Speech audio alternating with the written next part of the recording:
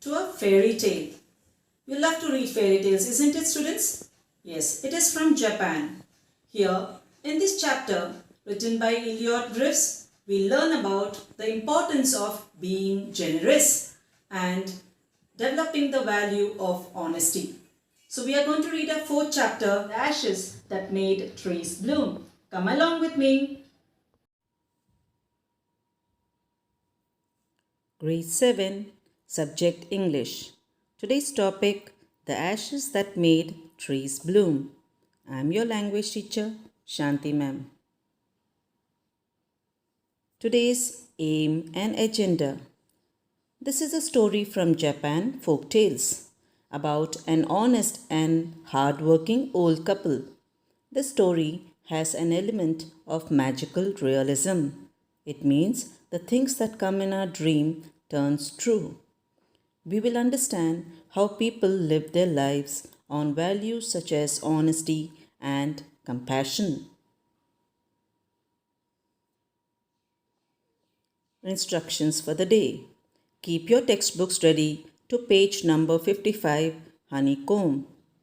Pause the video to make a note of unfamiliar words and their meanings.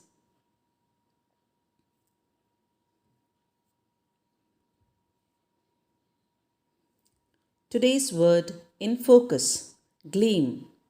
It's a verb, meaning shine brightly. Conjugation, gleam, gleamed, gleamed, gleaming, gleams. Derivative, gleaming is an adjective. Describing word, gleam is a noun. Usage, he saw the gleam of a flashlight in the distance.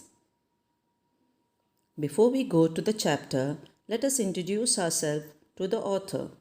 William Eliot Griffiths was an American Orientalist, lecturer, a prolific author, and he was born in Philadelphia.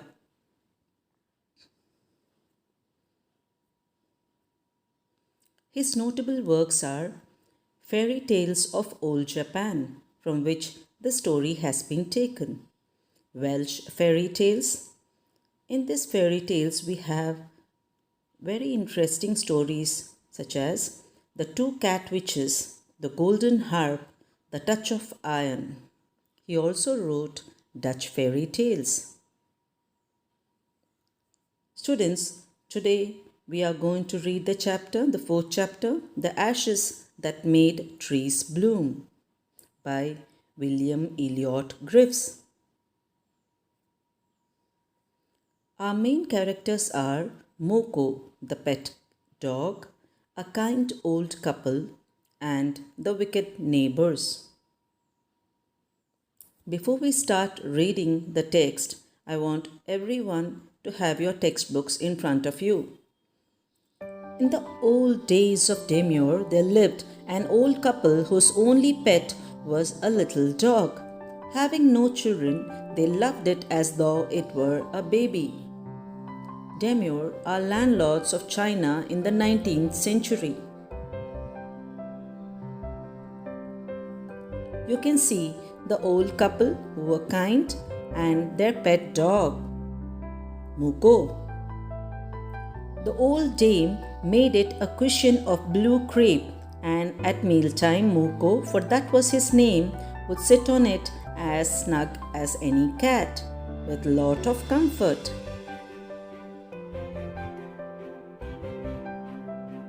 The kind people fed the pet with tidbits of fish from their own chopsticks and all the boiled rice it wanted. Thus treated, the dumb creature loved its protectors like being with a soul, like a kind people with great heart. Dumb creature means that it cannot speak. You can see the lady giving him fish. The old man, being a rice farmer, went daily with a hoe and a spade into the fields, working hard from morning until, tanto samo, that means till the sun went behind the hills. So we can know The farmer was hardworking. Every day, the dog followed him to work, never once harming the white heron that walked in the footsteps of the old man to pick up the worms. You can see the dog? It would not disturb the bird at all.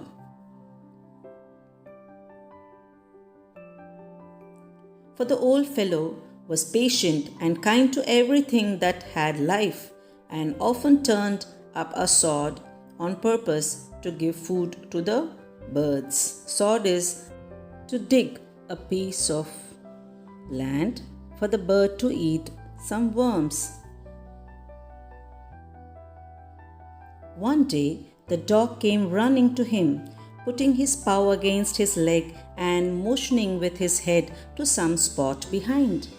Why was the dog behaving in such a way? It was taking its master to a particular place.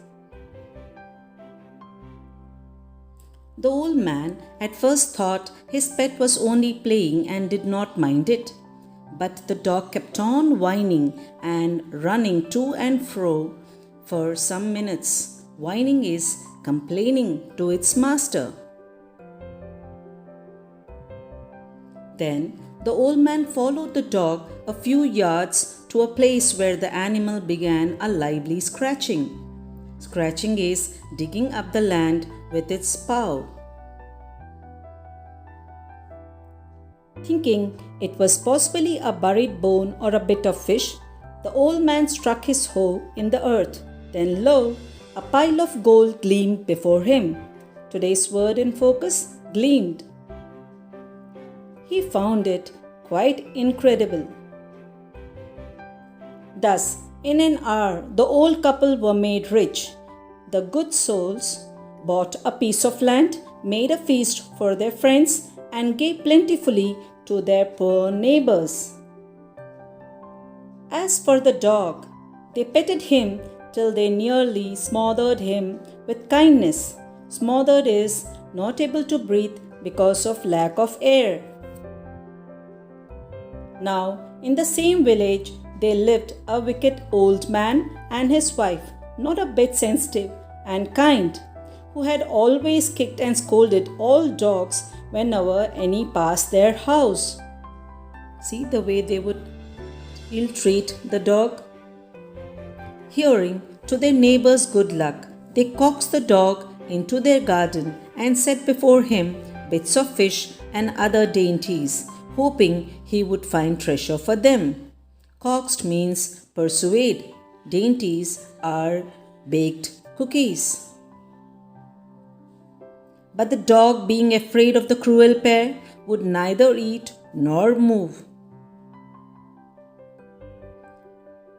Then they dragged him out of doors, taking a spade and a hoe with them. No sooner had the dog got near a pine tree growing in the garden than he began to paw and scratch the ground as if a mighty treasure lay beneath.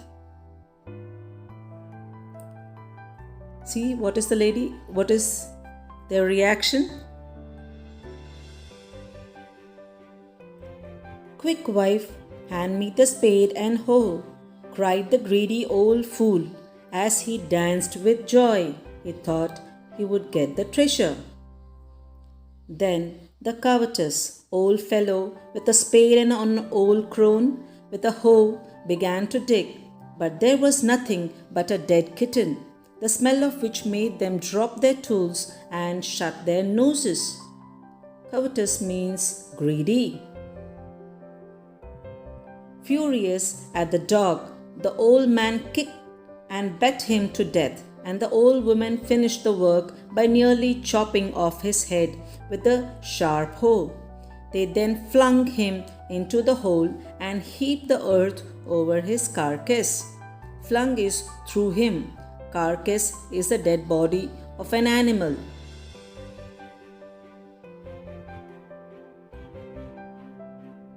See, in this way, they killed the pet dog of the old couple.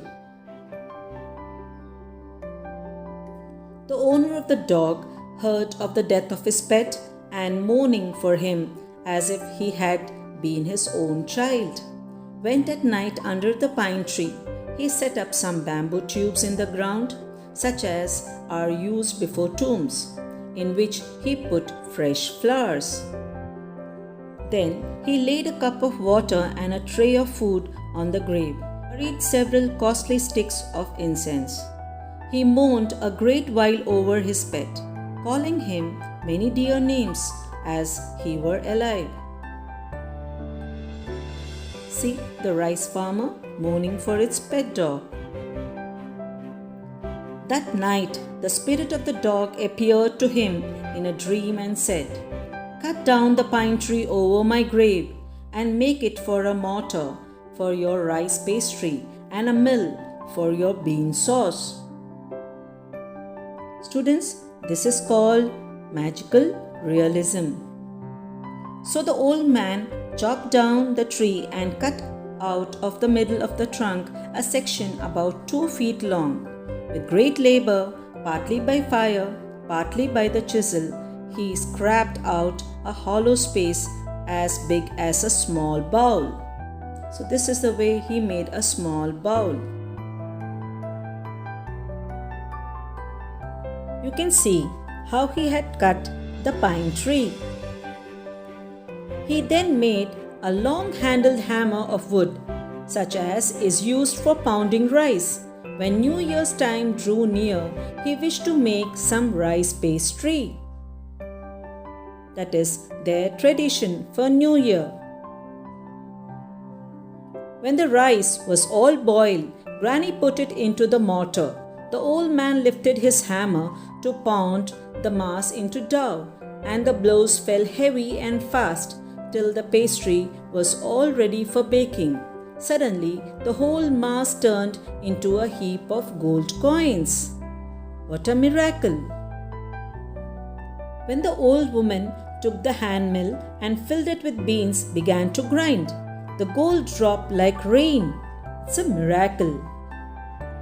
Meanwhile, the envious neighbor peeped in at the window when the boiled beans were being ground.